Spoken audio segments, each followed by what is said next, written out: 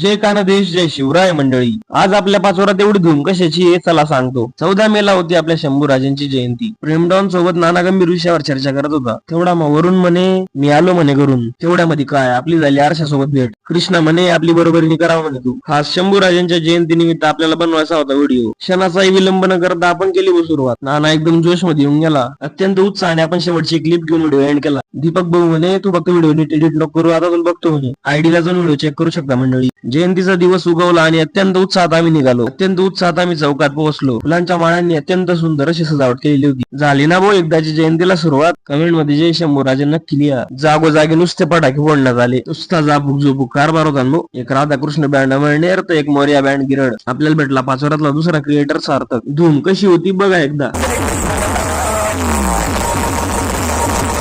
मग काय शंभूराजांची जयंती म्हटल्यावर आपण नाचणार नाही असं होणार आहे का? वाजत गाजत मिरवणूक चौकापर्यंत आली. चौकात पोहोचल्यानंतर अगदी मनापासून आपण म्हटली शिवरायांची आरती.